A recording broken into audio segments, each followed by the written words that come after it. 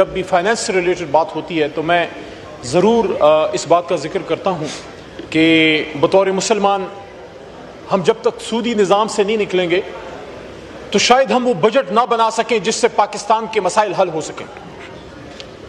لیکن میں یہ بھی سمجھتا ہوں کہ بیک جنبش قلم آپ کے لیے یا ہمارے لیے بھی ممکن نہ تھا.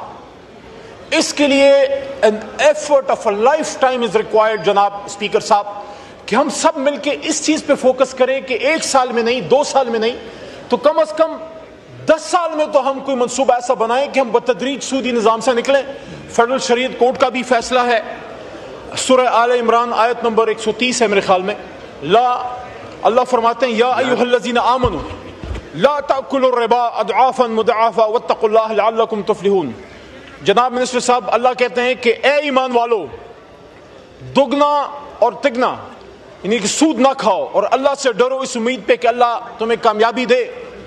قائد اعظم محمد علی جناح کی جو 1 جولائی کی سپیچ ہے, منسٹر صاحب آپ کی توجہ چاہ رہا ہوں, مذاق اور گپ شپ پھر بعد میں بھی ہو سکتی ہے, خاص کر جو منسٹر صاحب آئے ہیں, کل ان کی سپیچ ہم نے سنی ہے اور ہمیں پتہ ہے یہ کتنے سیریس ہوتے ہیں ان مسائل میں.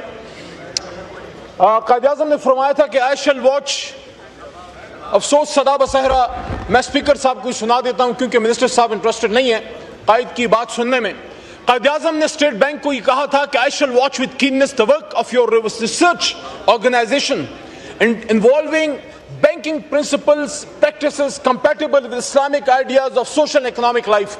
قائد چاہتے تھے کہ ہم اسلامک ویژن کے مطابق, اپنے دین کے مطابق ہم اپنے بجٹ بنائیں, اپنے اسٹیٹ بینک کو چلائیں, اپنے بینکاری کے نظام کو چلائیں. وہ کہتے ہیں کہ the adoption of Western economic theory and practices will not help us in achieving our goal of creating happy and contented people. We must work our destiny in our own way and present to the world an economic system based on true Islamic concept of equality of manhood and social justice. We will thereby be fulfilling our mission as Muslims and giving to humanity the message of peace, which alone can save and secure the welfare and happiness and prosperity of mankind. جناب speaker صاحب, اس speech میں قائد آگے یہ بھی کہتے ہیں کہ the Western economic system has given the world nothing but 2 world wars. تو وہ کیا چاہتے تھے, ہمارا دین کیا چاہتا ہے, آپ کا دل کیا چاہتا ہے, پوری قوم کیا چاہتی ہے کہ ہم اس سودی نظام سے بھی نکلیں, اس قرض کے دلدل سے بھی نکلیں. ہمیں یاد ہے ہم چھوٹے سے تھے جب میاں صاحب نے وہ ایک لائے تھے کہ اپنا وہ قرض مکاؤ, ان کا جو بھی تھا, آپ کو شاید نہیں پتا, ایز اے اسٹوڈنٹ میں نے اس میں 2 دفعہ چندہ دیا تھا. میں نے شوکت خانم کو بھی چندہ دیا اور میاں صاحب نے جو وہ قرض مکاؤ کا کوئی پروگرام تھا, ہم بچے سے تھے, جا کے بینک میں 2 دفعہ, اس زمانے میں مجھے یاد ہے 1 دفعہ 200 پھر 300 روپے پاکٹ منی سے جمع کیے کہ ہمارا قرض ختم ہو جائے گا. ہمارا تو قرض ختم نہیں ہوا, لوگوں کے باہر امپائر بنے. میں پولیٹیکل بات پہ نہیں جاتا, صرف یہ کہہ رہا ہوں کہ دیکھیں وہ کہتے ہیں کہ مجھے 2 منٹ ضرور دیجیے گا, ملک کے فائدے کی بات کر رہا ہوں. وہ کہتے ہیں کہ قرض کی پیتے تھے میں اور سمجھتے تھے کہ فاقہ مستی لائے گی رنگ ایک دن, کہ قرض لے کے آئی ایم ایف سے کون سا ہم بجٹ بنا رہے ہیں. لیکن بہرحال محدود وسائل میں جو آپ نے بجٹ بنایا ہے, 2-3 نکات میرے کٹ موشنز کے مطابق آپ کے سامنے رکھ رہا ہوں. پہلی بات تو یہ ہے کہ جو بھی دیکھے بجٹ بنتا ہے, میں نے ہمیشہ یہ پڑھا ایز اے پولیٹیشین کہ budget is a political document, it is never a fiscal document of economist. Economist نے اپنے وزیر اعظم اور اپنی حکومت کے ویژن کے مطابق بجٹ بنانا ہوتا ہے. یہاں حکومت اکانومسٹ کو کہتی ہے کہ بناؤ بجٹ, آئی ایم ایف سے مشورہ کرو یا ڈکٹیشن لو. پہلی بات یہ ہے کہ آپ کے بجٹ میں انصاف ہونا چاہیے. کیا انصاف ہو رہا ہے اسپیکر صاحب؟ 1000 ارب کا ترقیاتی بجٹ ہے. 1000 ارب کے ترقیاتی بجٹ میں آخری 2 منٹ ہیں. 1000 ارب کے ترقیاتی بجٹ میں میرے صوبے خیبر پختونخوا کا حصہ 55 کروڑ ہے, جو 100 میں سے 0.05% بنتا ہے. 100 میں سے اشاریہ یعنی 1% کے بھی خیبر پختونخوا اہل نہیں ہے. فاٹا کو کیا دے رہے ہیں, بلوچستان کو کیا دے رہے ہیں, ساؤتھ پنجاب کو کیا دے رہے ہیں, سب کچھ تخت لاہور میں جمع کر. دوسرا, ایک قوم کا بچہ اگر صحت مند نہیں ہے اور ہاتھ میں قلم نہیں ہے, پورے ہزاروں ارب کے پی ایس ڈی پی میں آپ 0.1% ہیلتھ کو دے رہے ہیں, 0.1% ایجوکیشن کو دے رہے ہیں. یعنی کہ تعلیم کی آپ کی نظر میں عزت کیا ہے, 1% بھی نہیں ہے. ایجوکیشن کی 1% بھی نہیں ہے. دوسرا جناب, فارمرز کو, آخری بات, ہمارے منسٹر صاحب اور شہباز شریف صاحب کیا دے رہے ہیں, 2000 अरब रुपए का नुकसान फार्मर्स उठा चुके हैं, किसान उठा चुके हैं।